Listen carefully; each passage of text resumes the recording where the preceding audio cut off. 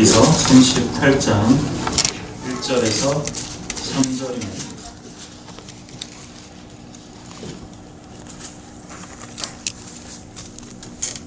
네, 799페이지 욥기 38장 1절에서 3절 같이 읽겠습니다. 그때 여호와께서 폭풍우 가운데에서 욥에게 말씀하여 이르시되 무지한 말로 생각을 어둡게 하는 자가 누구냐? 너는 대장부처럼 허리를 묶고 내가 내게 묻는 것을 대답할지니라. 아멘.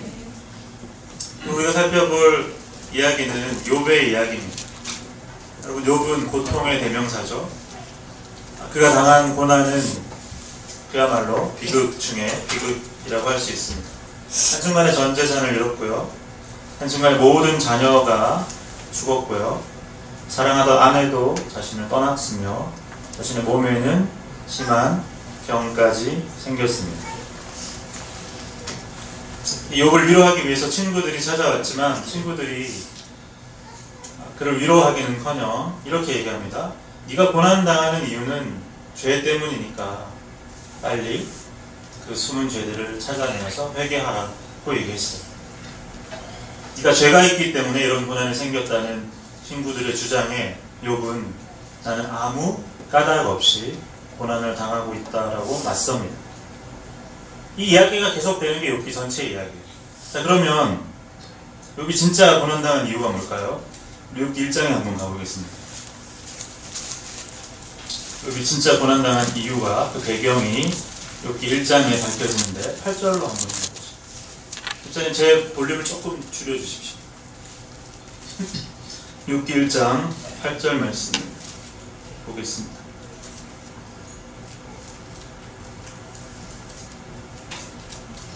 여호와께서 사탄에게 이르시되 내가 내 종 욥을 위하여 보았느냐? 그와 같이 온전하고 정직하여 하나님을 경외하며 악에서 떠난 자는 세상에 없느니라. 그래서 사탄이 이렇게 얘기합니다.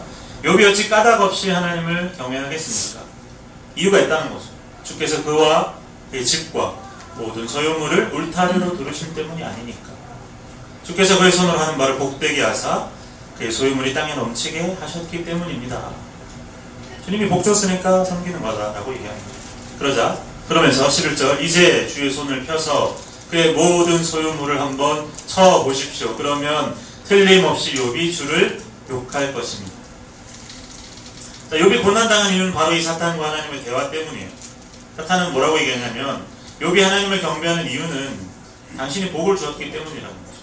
그래서 그 복을 싹 걷어버리면 욥이 하나님을 욕할 것이다 라고 얘기합니다. 도전한 거죠. 그래서 하나님은 그러면 욥의 울타리를 한번 다 뽑아보아라 라고 허락한 거죠. 자, 여러분, 이런 일이 우리의 삶에도 일어나죠. 돈이라는 든든한 울타리를 걷어가 버리기도 하고요. 그럼 우리는 어떻게 됩니까? 하늘이 무너지죠. 사랑하는 가족이라는 든든한 울타리를 뽑아 가시기도 합니다. 땅이 꺼지는 듯한 고통이죠. 저처럼 중한 병에 걸리는 괴로운 일도 당합니다. 사탄이 한 말대로 우리는 견고한 울타리가 무너지는 순간에 하나님을 원망하는 존재예요. 자, 욥은 다를까요? 우리는 욥의 위대한 신앙 고백을 알고 있죠. 욥은 좀 달라 보입니다. 1장 20절을 한번 보죠. 욥이 고난당한 이후에 이렇게 얘기해요. 욥이 일어나 겉옷을 찢고 머리털을 밀고 땅에 엎드려 자기의 괴로움을 표현하는 겁니다. 그러나 예배하죠. 이르되 모태에서 알몸으로 나왔은즉 알몸이 그리로 돌아갈지어다. 그 유명한 말씀 주신 이도 여호와시요 거두신 이도 여호와시오니 여호와 이름이 찬송을 받으실지니다 하고 이 모든 일에 욥이 범죄하지 않고 하나님을 원망하지 아니하니라.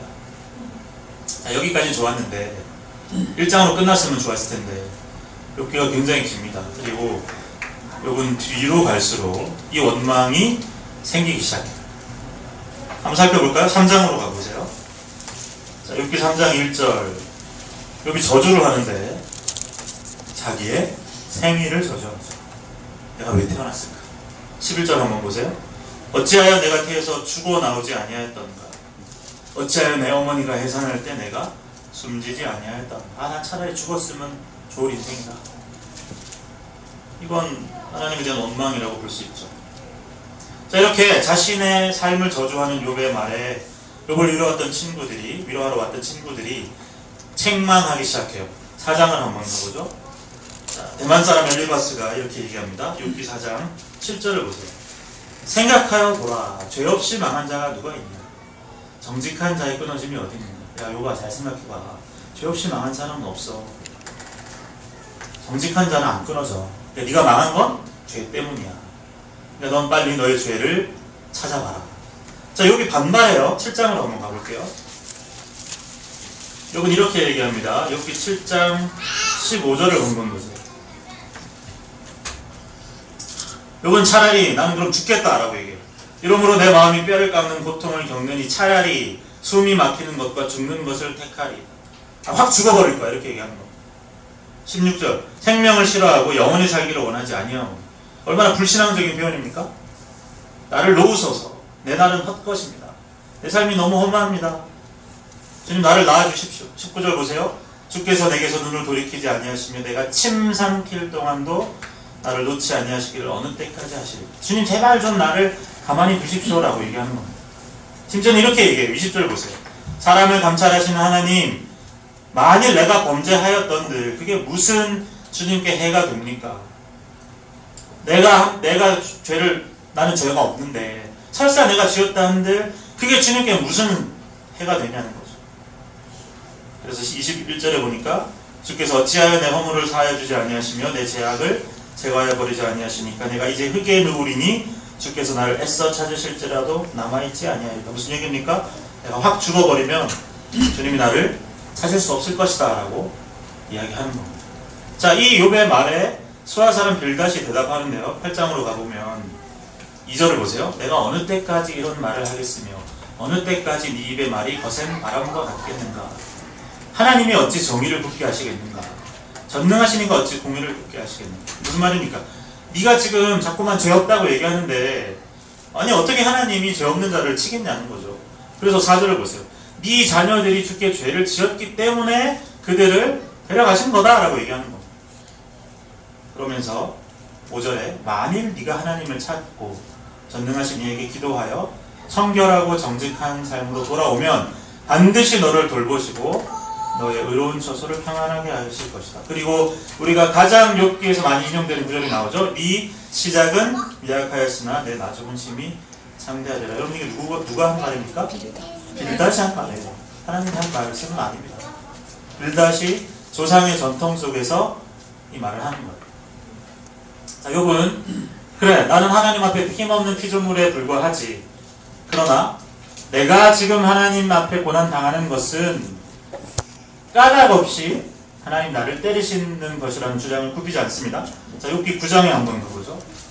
자, 17절에 기가 막힌 말씀이 나옵니다. 욥기 9장 17절, 18절 같이 한번 읽어보겠습니다. 시작. 그가 폭풍으로 나를 치시고 까닭 없이 내 상처를 깊게 하시며 나를 숨쉬지 못하게 하시며 괴로움을 내게 채우시는구나. 자, 폭풍으로 나를 때리시는 하나님이 왜 때린다고요? 까닭 없이. 아무 이유 없이 내 상처를 깊게 하시고 나를 숨쉬지 못하게 숨막히게 고통으로 채우신다. 얼마나 강력한 원망입니까? 23절을 보세요. 9장 23절 갑자기 재난이 닥쳐 죽을지라도 무죄한 자의 절망을 그가 어떻게 해요? 비웃으시리라. 욥은 지금 자신이 무죄한 자인데 하나님이 자신을 비웃고 계시다. 왜요? 자신에게 고난을 주셨기 때문에. 우리 17절을 주목할 필요가 있습니다. 하나님이 폭풍으로 나를 까닭 없이 치셨다. 그래서 나를 숨쉬지 못하게 하신다. 여러분 이것이 욥의 탄식이었고 동시에 우리의 원망이기도 합니다. 우리가 의지하던 울타리가 무너지는 순간 뭐라고 얘기합니까? 하나님이 폭풍으로 나를 치시고 나에게 상처를 주시고 괴로움을 주신다고 소리칩니다. 우리가 다 그런 경험이 있죠.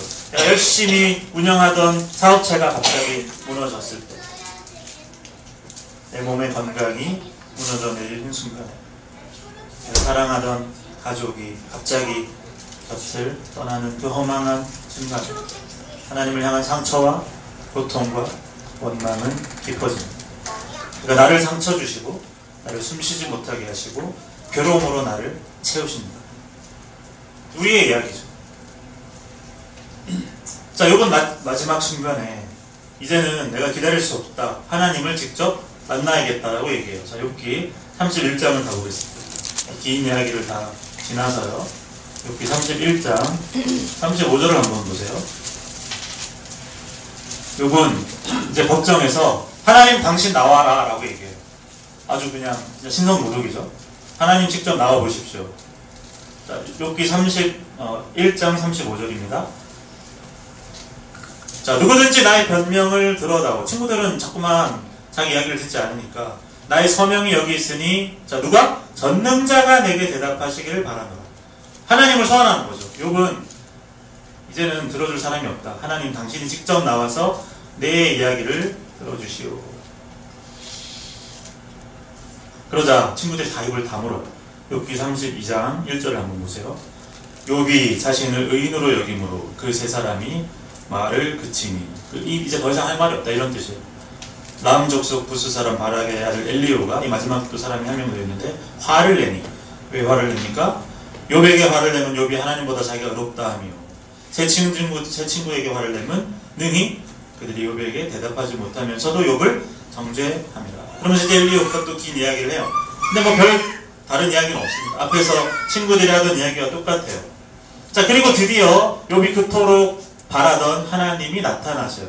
그게 오늘 우리가 읽은 본문 말씀입니다. 38장 1절 다시 한번 보죠.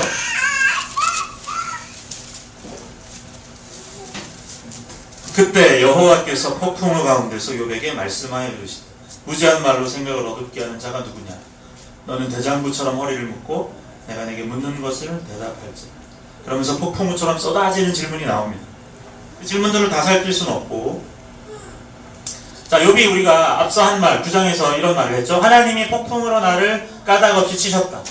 그래서 나의 상처를 깊게 만드시고 나를 숨막히게 하셔서 괴로움으로 나를 채우셨다. 그런 욥의 말에 지금 하나님이 어디서 나타나십니까? 폭풍우 속에서 나타나셨어요.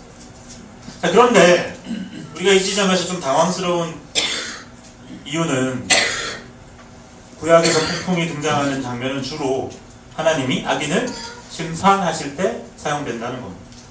이 38장에 읽은 말씀에 등장한 이 폭풍을 한 단어가 시편에도 자주 나오는데, 그 중에 하나를 한번 보죠. 자, 욥기 뒤에 시편이라는 책입니다. 시편 83편을 가보죠. 똑같은 단어가 등장해요. 폭풍이라는 단어. 근데 이게 어떨 때 쓰이는지를 한번 보겠습니다. 자, 시편 83편 13절을 보세요. 864페이지. 욥기 바로 뒤에 있는 시편 83편 13절 말씀입니다. 나의 하나님이여, 그들은 악인이에요. 굴러가는 건불 같게 하시며 바람에 날리는 지푸라기 같게 하소서. 삼림을 사르는 불과 산에 붙는 불길같이 주의 광풍으로 그들을 쫓으시며, 주의 폭풍 나오죠? 폭풍으로 그들을 어떻게 해요? 두렵게 하소서. 자, 여기 등장하는 주의 폭풍은 어떤 용도입니까? 악인들을 쓸어버리는 용도예요. 근데 지금 욥은 하나님이 나를 악인처럼 취급하셨다라고 분노한 거죠. 폭풍으로 나를 쓸어버리셨다. 내가 의로운데 어떻게 하나님이 악인에게나 할 법한 짓을 나에게 하시는가라고 원망하는 말인 거죠. 그때 이 폭풍이라는 단어를 쓴 겁니다. 107편도 한번 가보죠. 시편 107편. 폭풍의 이미지는 항상 심판과 연결되어 있기도 하고, 또 자, 시편 107편도 한번 보세요. 시편 107편 23절로 갑니다. 이 폭풍은 여호와의 주권 속에서 일어나는 일인데, 시편 107편 23절 배들을 바다에 띄우며 큰 물에서 일을 하는 자는 여호와께서 행하신 일과 그의 기이한 일들을 깊은 바다에서 보나니. 자, 25절 보니까 여호와께서 명령하신 즉 광풍이 일어나 바다 물결을 일으키는도다. 하늘로 솟구쳤다 깊은 곳으로 내려가 그 위험 때문에 영혼이 녹는도다. 그들이 이리저리 부르며 취한 자같이 비틀거리니 모든 지각이 혼돈 속에 빠지는도다. 이에 그들이 고통 때문에 여호와께 부르짖음에 그들의 고통에서 그들을 인도하여 내시고 어떻게 합니까? 광풍을 고요하게 하사 물결도 잔잔하게 하시는도다. 그들이 평온으로 말미암아 기뻐하는 중에 여호와께서 그들이 바라는 항구로 인도하십니다. 아니, 이런 하나님과 지금 욥이 경험한 하나님은 전혀 다른 하나님이라는 겁니다. 그가 폭풍을 일으키기도 하시지만 간구하면 광풍을 고요하게 하시는 분이신데 왜 나에게는, 그럴 이유도 없는 나에게는 간절한 물결과 소원의 항구로 인도하시기는커녕 이해할 수 없는 폭풍으로 몰아치시는지 답답하다는 얘기예요. 여러분이 만나시는 하나님은 어떤 하나님이십니까? 폭풍우를 잠잠케 하시는 하나님, 우리가 바라는 소원의 항구로 평온한 가운데 날마다 인도하시는 하나님을 만나시니까, 아니면 욥처럼 폭풍으로 오히려 나에게 상처 주시는 하나님을 만나십니까? 나름대로 내가 열심히 신앙생활을 했는데 왜 이다지 모진 시련과 풍랑과 고통이 나에게 찾아오느냐고 생각한 적은 없으십니까? 이 세상에 수많은 대놓고 죄짓는 사람들이 있는데 그들의 크고 견고한 울타리는 그대로 두시면서 신앙생활 열심히 하고 나름대로 죄와 싸우고 나름대로 선하게 살아가려 애쓰는 우리의 작고 초라한 울타리는 왜 힘드시는지 도저히 이해되지 않아서 우셨던 적은 없으십니까? 우리 이야기를 해볼까요? 왜 이다지도 작은 교회의 울타리를 흔드시는지, 왜 우리 가정의 울타리는 흔드시는지, 내가 뭐 그렇게 잘못했다고, 그래도 난 열심히 신앙생활 했는데 나를 폭풍으로 몰아치시는지 원망하는 마음이 드신 적은 없으십니까?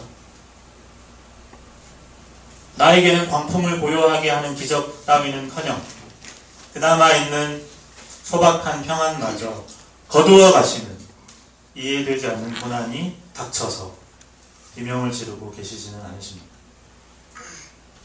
악인에게나 닥치는 하나님의 폭풍이 자신에게 임했다고 절규하는 욥의 처지가 여러분의 처지와 비슷하다고 느끼신다면 오늘 우리는 폭풍우 가운데 나타나셔서 욥에게 말씀하신 하나님의 음성을 우리도 들어야 합니다. 아멘. 그러면 폭풍우 속에 나타나셔서 말씀하신 하나님은 도대체 어떤 하나님일까요? 하나님이 폭풍 속에서 욥에게 나타나셨다는 표현은 또 한 번 나옵니다. 다시 욥기로 가셔서요. 욥기 40장으로 가봅니다.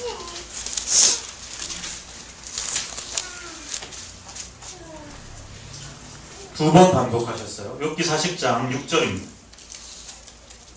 그때 여호와께서 폭풍우 가운데서 욥에게 일러 말씀하시되 너는 대장부처럼 허리를 묶고 내가 네게 묻겠으니 내게 대답할지니라.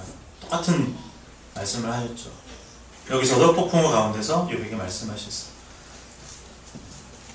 자, 내가 평생 일해서 열심히 번 재산이 한순간에 다 사라지고 사랑하는 자녀들이 한순간에 다 죽음을 당하고 평생 함께 살았던 배우자가 등을 돌리고 몸은 병들고 친구들은 찾아와서 하는 말이 회개하라는 차가운 정죄의 말만 던지는 상황이 바로 욥의 상황입니다. 그리고 그 모든 상황의 배후에는 그것을 섭리하시고 허락하신 하나님이 계십니다. 그런데 그 하나님이 절규하는 욥에게 마침내 나타나셨는데 폭풍우 속에서 나타나십니다. 도대체 어떤 하나님일까요? 결론부터 말씀드리면 폭풍우 속에 나타나신 하나님은 사랑의 하나님입니다. 그런데 여러분 이게 이해가 되십니까? 아니 폭풍우가 어떻게 사랑입니까? 폭풍은 사랑이 아니죠. 정죄라니까요. 악인들을 향한 게 폭풍이잖아요. 사랑하면 고요함과 평온함으로 인도하셔야 하는 것 아닙니까? 아니 애초부터 폭풍이 일어나지 않아야 하는 것이 우리가 생각하는 사랑 아닙니까? 마침내 욥에게 나타나신 하나님이 폭풍우 가운데 나타나신 그 모습이 사랑이라는 것을 이해하기 위해서는 악인에게 휘몰아치는 그 하나님의 폭풍과 지금 욥에게 나타나신 이 하나님이 폭풍우 가운데 있는 것의 차이를 아셔야 돼요. 어떤 차이가 있을까요? 그 차이는 전치사 하나의 차이예요. 다시 한번 보세요. 38장 1절이죠. 그때 여호와께서 어디서 나타나십니까? 폭풍우 가운데에서, 이 가운데라는 민이라는 전치사가 붙어 있는 게 중요한 차이입니다. 자, 시편에서 폭풍을 말할 때는 주님의 폭풍이에요. 다시 말하면 주님이 일으키시는 폭풍인 겁니다. 그러니까 광풍으로 악인을 쓸어버리기 위해서 주님의 능력으로 일으키신 폭풍이에요. 그런데 지금 욥에게 나타나실 때는 어떻게 나타나신다고요? 폭풍 후 가운데서 나타나셨다는 겁니다. 다시 말하면 하나님이 친히 일으키시는 폭풍 속에 당신이 서 계시다는 말이에요. 차이를 아시겠습니까? 악인을 쓸어버릴 때는 폭풍을 일으켜서 싹 쓸어버린 거고, 지금 욥에게는 그 폭풍 속에서, 가운데서 나타나셨다는 거예요. 그럼 거기서 뭐 하고 계십니까?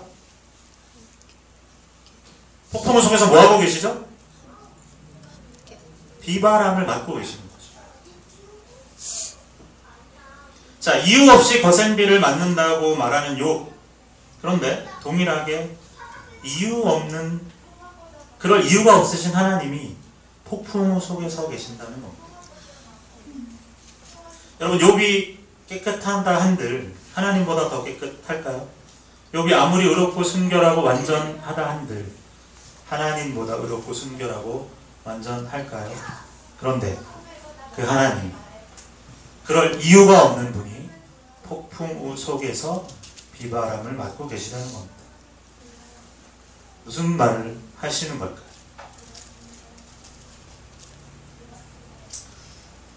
하나님은 처음부터 욥과 함께 하셨다는 것을 보여주시는 겁니다. 나에게 닥친 이 폭풍이 도무지 이해할 수 없는 것이라고 절규하는 욥에게 하나님이 뭐라고 말씀하시는지 한 대목만 들어보죠. 욥기 38장 16절을 보세요. 대장부처럼 허리를 묶고 나의 질문에 대답해보라는 그 말씀에 사실 욥은 한마디로 대답 못하거든요. 그 중에 한 구절입니다. 16절, 17절 같이 한번 보시겠습니다. 시작. 내가 바다의 샘을 만났느냐 깊은 물을 밑으로 걸어다녀 보았느냐 사망의 문이 내게 나타났느냐 사망의 그늘진 문을 네가 보았느냐. 욥은 보지 못했죠. 그런데 누구는 봤습니까? 하나님은 보셨어요. 뭘 보셨습니까? 사망의 그늘진 문을 보셨어요. 그럴 이유가 없으신 분이 그걸 보신 겁니다. 이것이 고난당한 욥에게 찾아오신 하나님의 답변이에요. 하나님이 사망의 그늘에서 죽음을 마주하신 겁니다. 그럴 이유가 없다니까요. 그 어두운 죽음의 현장은 죄인들만 맞이하는 장소예요. 그런데 죄 없는 분이, 그래서 죽음과 아무런 상관없는 하나님이 사망의 그늘을 만나신 겁니다. 그것이 폭풍 속에 서 계신 하나님의 모습입니다. 폭풍 속에서 그분은 우리처럼 그럴 이유가 없는 분이 몰아치는 비바람 속에 죽음이라는 깊은 물 밑의 고통을 온몸으로 당하신 것입니다. 왜 그랬을까요? 사랑이기 때문에. 그가 우리를 얼마나 사랑하는지 우리가 그 장면에서 하나님의 사랑을 알 수 있는 겁니다. 하나님이 우리를 너무나 사랑하셔서 무엇을 지켜보셨는지 아십니까? 자기 아들이 죽어가는 장면을 보시면서 외면하셨어요. 아무 이유 없이 까닭 없는 이별을 하신 겁니다. 왜요? 하나님의 아들은 죽어야 할 이유가 없기 때문입니다.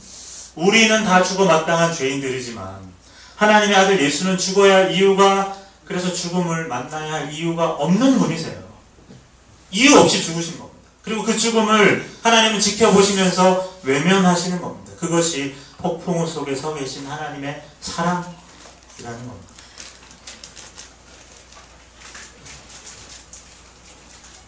이해할 수 없는 일이 우리 삶에 닥치고 하나님은 왜 이런 시련을 내게 주실까? 왜 나를 상처 주실까?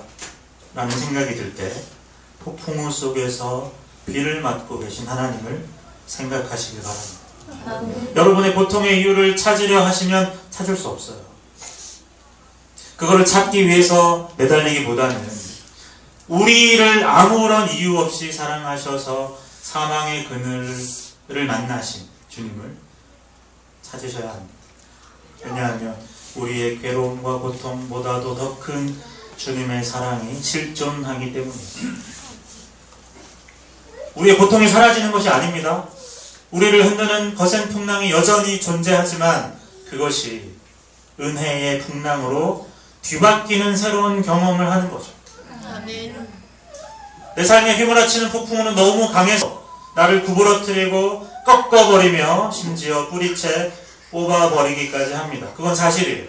사랑하는 가족을 뿌리채 뽑기도 하고요.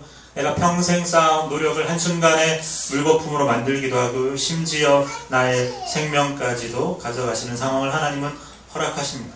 그런데 그 절망과 고통의 순간에 우리가 기도해야 하는 것은 주님, 제발 이 휘몰아치는 폭풍을 그치게 해주십시오가 아니라 주님이 휘몰아치는 폭풍이 주님의 사랑을 경험하는 은혜의 바람으로 변하게 해달라고 기도해야 하는 겁니다. 왜냐하면 내 삶의 울타리가 뽑혀져 나가는 그 처절한 현장이야말로 하나님을 만날 수 있는 장소이기 때문입니다. 다른 어떤 곳에서도 우리는 하나님을 만날 수 없습니다. 왜냐하면 우리는 죄인이기 때문에 평안하고 완전한 순간에는 하나님을 절대 찾지 않습니다. 세상과 나는 간 곳 없고 구속한 주만 보인다고 정말 고백하기 위해서는 처절한 고통의 순간이 필요한 것입니다. 우리는 이 고통이 도무지 이해되지 않는다고 외치지만 그러나 여러분 한번 잘 생각해 보십시오. 하나님이 우리를 사랑하시는 것이 여러분 이해되십니까? 저는 이해되지 않습니다.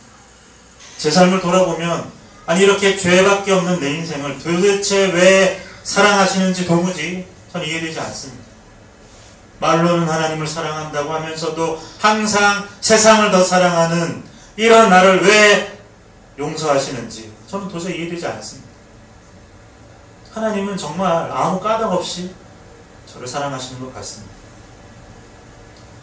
그래서 내 삶에 어떠한 최악의 상황이 일어난다 할지라도 그것이 하나님이 선택하신 아들을 죽이고 사망의 그늘에 서는 것보다 더 최악일까요?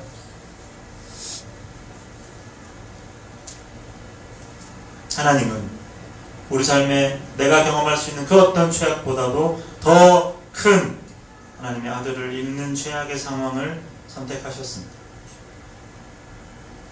악인을 쓸어버리는 폭풍을 일으키실 수 있는 분이 그 폭풍 속에 자신이 쓸려가기를 선택하신 겁니다. 왜요? 우리를 사랑하시기 때문에. 여러분, 우리가 이유 없는 고통이 내게 닥쳤다고 이야기하는 순간은 하나님이 나를 위해 이유 없이 고통당하셨다는 것을 기억해야만 하는 순간입니다. 그래서 그분의 바람이, 그분의 광풍이 나를 흔들고 내 삶을 구부러뜨리는 순간에도 우리는 여전히 주님을 찬양해야 하는 겁니다. 그분의 영광과 그분의 은혜와 그분의 사랑이 우리의 고통을 덮는 유일한 사랑이기 때문입니다. 그래서 그분의 사랑을 생각하면 이제 남아있는 나의 시간을 후회나 절망이나 원망이나 죄 짓는 것으로 도저히 채울 수는 없는 거죠. 인생을 낭비할 시간이 없습니다. 여러분들이 다 아시는 대로 저는 최근에 암이라는 진단을 받았습니다. 그것도 폐암 4기 뇌로 전이돼서 말기 시한부 선고를 받았습니다. 건강이라는 울타리를 뽑아가셨어요. 그래서 그분의 그 큰 폭풍 속에 저는 구부러지고 무너져 갔습니다. 그러나 또 한편 놀라운 것은 그 나에게 닥친 폭풍 속에서 폭풍 후 가운데 나를 찾아와 만나주시는 하나님을 다시 만나고 있어요. 이것이 놀라운 은혜입니다. 제가 암이라는 죽을 병에 걸리지 않았더라면 결코 만날 수 없었던 하나님을 만나고 있는 겁니다. 그래서 저는 결단했습니다. 제게 남아있는 시간 동안 그 하나님의 놀라운 은혜를 찬양하고 예배하겠노라. 그것이 저의 결단입니다. 하나님은 욥에게 나타나셔서 왜 욥이 고난당했는지 이유를 말해주지 않으셨어요. 대신에 그분은 욥에게 수많은 질문을 던지시면서 내가 내가 너와 함께 있다라고 말씀하셨어요. 내가 너보다 크다라고 말씀하셨어요. 그런데 내가 너보다 큰데 너보다 더 큰 고난을 당했다고 얘기하십니다. 너를 위해서. 저에게도 똑같은 말을 하셨어요. 하나님 왜 이런 시련을 내게 주셨습니까? 내가 뭐 잘못한 게 뭐가 그렇게 많다. 교회를 위해서 수고하고 열심히 학교 다니고 열심히 가정을 돌본 거 뿐인데 왜 이런 병을 내게 주십니까? 라고 질문할 때 하나님은 내가 너를 사랑한다라고 대답하십니다. 그 고통의 이유가 중요한 것이 아니라 우리를 향한 나를 향한 하나님의 사랑이 더 중요한 것입니다. 자, 신약에 가면 이 폭풍우 속에서 욥에게 말씀하신 하나님의 모습이 그대로 재현되는데요.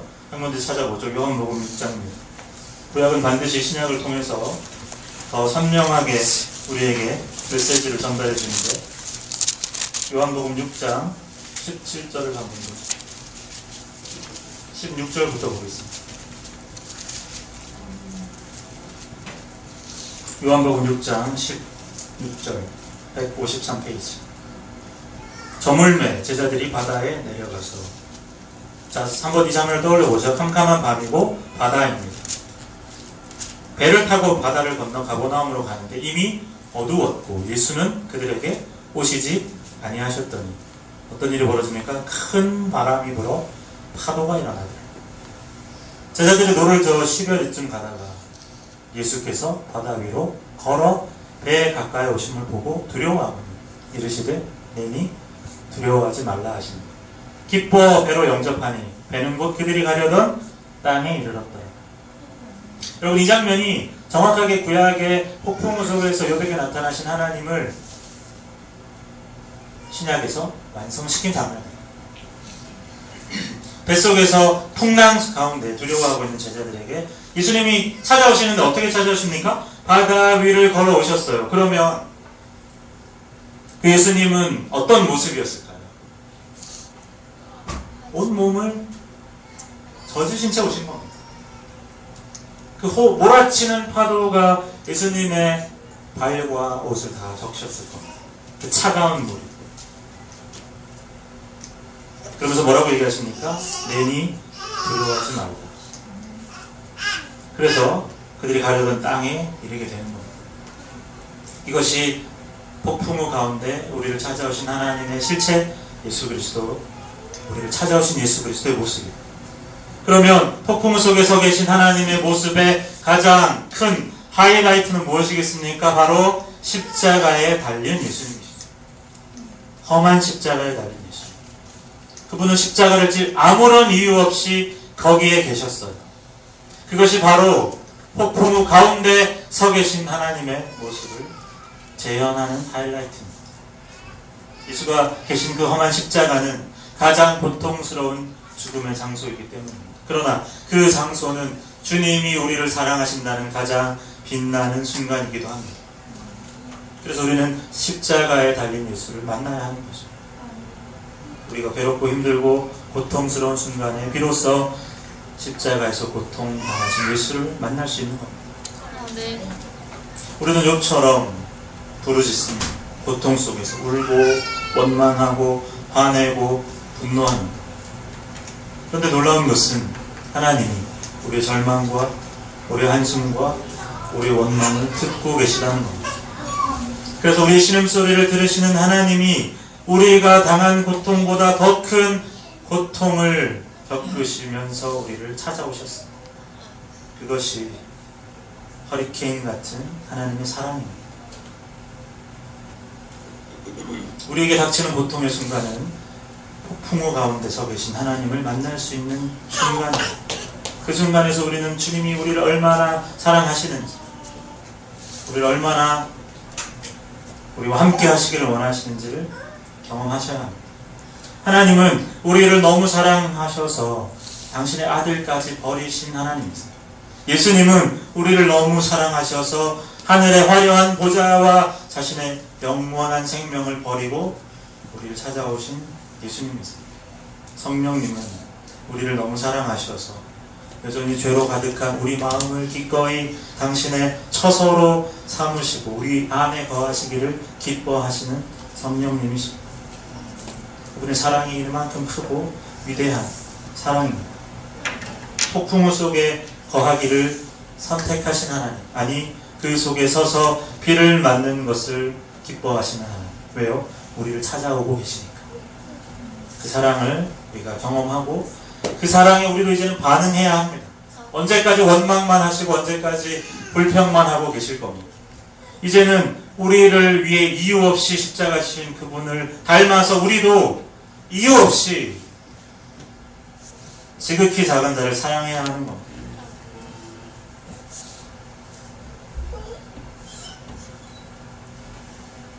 내 삶에 이해할 수 없는 고통이 찾아오는 순간은 여전히 그분이 나를 다스리시고 그분만이 나의 왕이라고 노래해야 하는 순간입니다.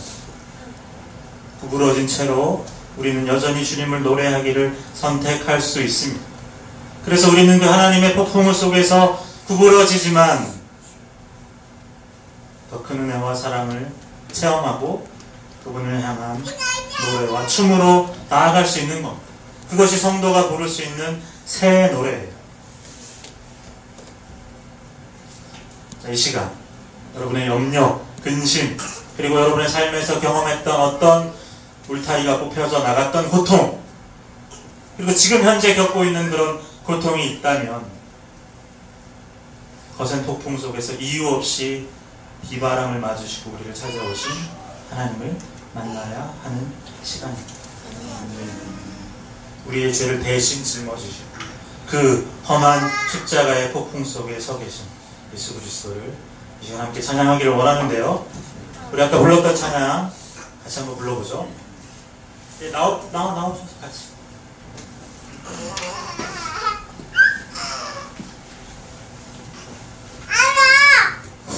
사랑하셔서 오셔.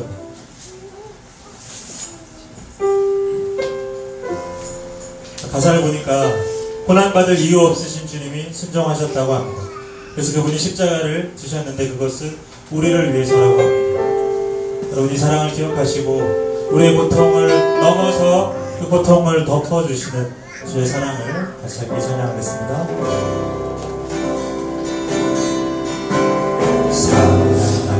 사랑하셔서 오시었네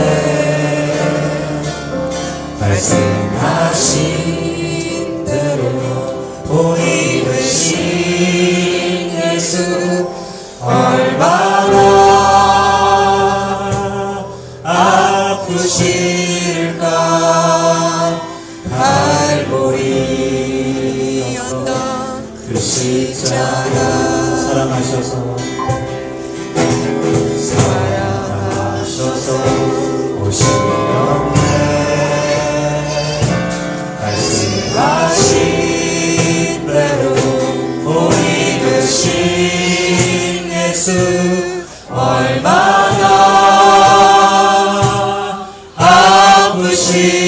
아프실까 갈보리 언덕 그 십자가 피 흘림 없이 이룰 수 없네 고난받을 이유 없으신 주 순종하셨네 그 십자가 지셨네 우리를 위해 아버지의 뜻 이루소서 저명오래 하고 모두 거두시리 얼마나 아프실까 처절한 고통 그 십자가 피 흘림 없이 이룰 수 없네 고난받을 이유 없으신 주 순종하셨네 그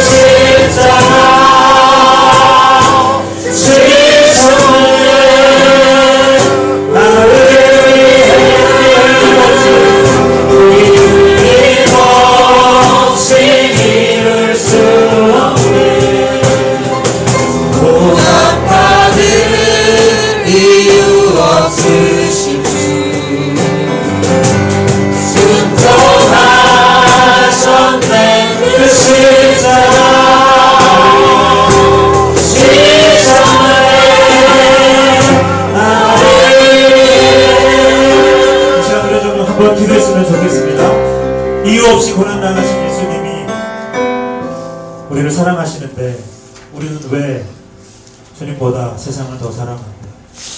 주님의 사랑을 외면하고 내 생각과 내 계획과 내 알량한 기준으로 나를 판단하고 정죄하며 분노합니다. 이 시간 이유 없이 고난당하신 예수님을 생각하시면서 주님도 순종하셨는데 우리도 순종했으면 좋겠어요. 하나님 이유 없이 사랑하겠습니다. 이 시간 같이 기도하겠습니다. 살아계신 하나님, 주님이 우리를 위해서 아무런 이유 없이, 그럴 이유 없이 피 흘리시고 폭풍의 가운데서 그 죽음의 그늘 앞에 서신 것을 기억합니다. 우리를 사랑하셔서, 우리를 너무나 사랑하셔서 우리는 맨날 죄만 짓고 하나님을 원망하고 떠나야겠는데 그래도 우리를 사랑하셔서 나를 찾아오신 그 하나님을 이제 만나게 하여 주시고 하나님 내 삶의 끝자락에서 죽음의 무터 같은 병든 몸으로